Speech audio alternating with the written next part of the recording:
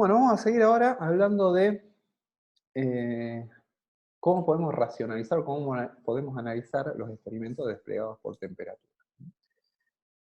Si yo agarro una solución de proteínas, vuelta globular, molmédica, bla, bla, etcétera, etcétera, y empiezo a calentar, eventualmente se desarma. Y también puedo seguir cómo se arma o se desarma por cualquiera de las ondas que estuvimos hablando. CW cercano, CW lejano, etcétera.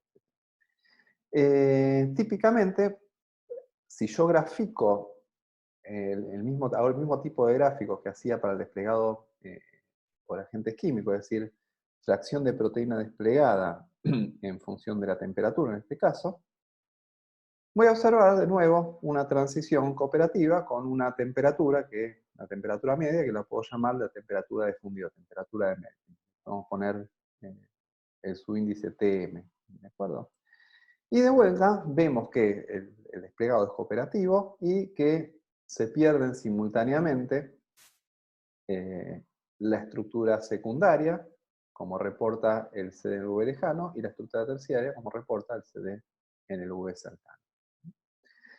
Ahora, de nuevo, como ocurría en el caso del desplegado químico, tengo toda una región donde es muy difícil decir cuánto tengo plegado y cuánto tengo desplegado, en los dos extremos, ¿de acuerdo? Tanto a baja temperatura como a alta temperatura. Mientras que acá yo tengo en el CD9 cercano, tengo bastante ruidito, incluso en el lejano tengo bastante ruidito, entonces no puedo saber exactamente cuánto tengo plegado o cuánto tengo desplegado a distintas temperaturas. Y por ahí a mí no me interesa saber cuánto tengo plegado y cuánto tengo desplegado a temperatura de fusión, porque justamente en la temperatura a la que tengo mitad y mitad, si no me interesa a la temperatura que va a trabajar la proteína, 298, 305, algo así, ¿de acuerdo? Kelvin.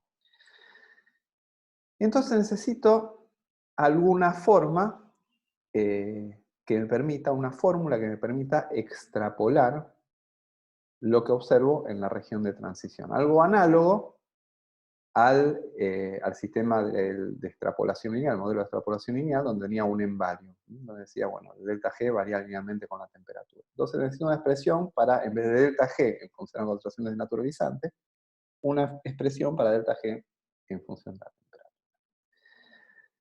Sacar esta expresión no es difícil, lo vamos a hacer en un ratito, pero necesitamos saber un par de cositas antes. Y una de las cosas que podemos ver es, para arrancar con esto, es un método que no hablamos, se lo voy a presentar ahora, que sirve también para medir el desplegado de proteínas, pero solamente el desplegado por temperatura, que se llama calorimetría diferencial de barrido, Differential Scanning Calorimetry.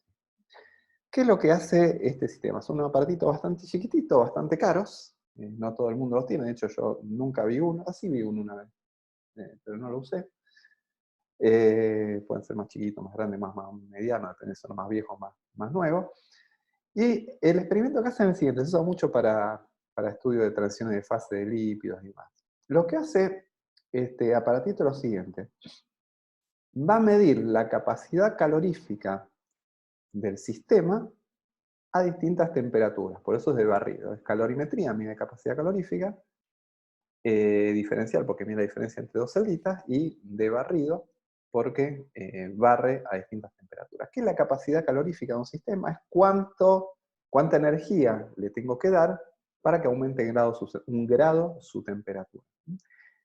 Básicamente me dice cuán flexible es el sistema para chupar calor. Una cosa que es muy rígida, no tiene capacidad de chupar calor, tiene poca capacidad calorífica. Una cosa que es más flu, que tiene que puede permitirse más libertad de movimientos, aumentando la temperatura, puede tomar más energía sin cambiar de fase y demás, tiene más capacidad calorífica. ¿Qué es lo que se observa cuando hago este tipo de experimento en una solución de proteína? Lo que observo es lo siguiente. Primero, la capacidad calorífica a temperaturas bajas va cambiando de forma lineal, muy poco, es básicamente lo que pasaría a una solución al propio medio, va aumentando de a poquito la capacidad calorífica, pero llega un momento que la capacidad calorífica empieza a aumentar bastante. Y este aumento de la capacidad calorífica corresponde al proceso de desplegado de la proteína. Cuando ya la proteína se empieza a desplegar, el proceso de desplegado le permite chupar más calor. Es decir, yo le puedo tomar energía porque esa energía no va a estar gastada, no se va a quedar nada más que en el solvente, sino que la voy a invertir en desarmar la proteína. Entonces voy a tener un pico de capacidad calorífica y eventualmente, cuando la proteína se despliegue del todo, voy a tener una evolución de vuelta lineal. No, radial no es lineal, hay un calculito, tiene una ecuacióncita divertida, pero una evolución más bien continua de la capacidad calorífica, que es la capacidad calorífica de la proteína desplegada. Entonces acá tenemos una región donde tengo la capacidad calorífica de la proteína plegada, la capacidad calorífica de la proteína desplegada, y en el medio la transición de plegado a desplegado. ¿Qué información puedo sacar de este tipo de curva? Bueno, la temperatura de melting la puedo sacar, es el máximo es bastante claro.